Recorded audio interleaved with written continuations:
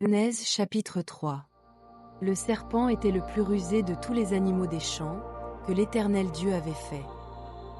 Il dit à la femme, « Dieu a-t-il réellement dit, vous ne mangerez pas de tous les arbres du jardin ?» La femme répondit au serpent, « Nous mangeons du fruit des arbres du jardin. Mais quant au fruit de l'arbre qui est au milieu du jardin, Dieu a dit, vous n'en mangerez point et vous n'y toucherez point, de peur que vous ne mouriez. » Alors le serpent dit à la femme, « Vous ne mourrez point. Mais Dieu sait que, le jour où vous en mangerez, vos yeux s'ouvriront, et que vous serez comme des dieux, connaissant le bien et le mal. » La femme vit que l'arbre était bon à manger et agréable à la vue, et qu'il était précieux pour ouvrir l'intelligence.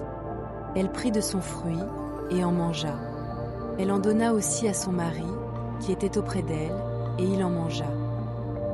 Les yeux de l'un et de l'autre s'ouvrirent, ils connurent qu'ils étaient nus, et ayant cousu des feuilles de figuier, ils s'en firent des ceintures.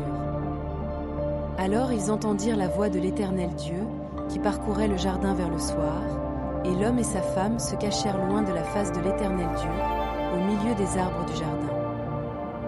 Mais l'Éternel Dieu appela l'homme, et lui dit, « Où es-tu » Il répondit, « J'ai entendu ta voix dans le jardin, et j'ai eu peur, parce que je suis nu, et je me suis caché. » Et l'Éternel Dieu dit, « Qui t'a appris que tu es nu ? Est-ce que tu as mangé de l'arbre dont je t'avais défendu de manger ?» L'homme répondit, « La femme que tu as mise auprès de moi m'a donné de l'arbre, et j'en ai mangé. » Et l'Éternel Dieu dit à la femme, « Pourquoi as-tu fait cela ?»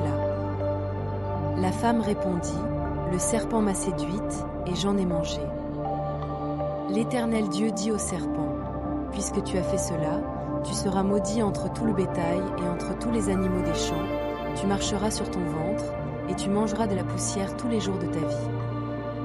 Je mettrai inimitié entre toi et la femme, entre ta postérité et sa postérité. Celle-ci t'écrasera la tête, et tu lui blesseras le talon. » Il dit à la femme, « J'augmenterai la souffrance de tes grossesses, tu enfanteras avec douleur, et tes désirs se porteront vers ton mari, mais il dominera sur toi. » Il dit à l'homme, « Puisque tu as écouté la voix de ta femme, et que tu as mangé de l'arbre au sujet duquel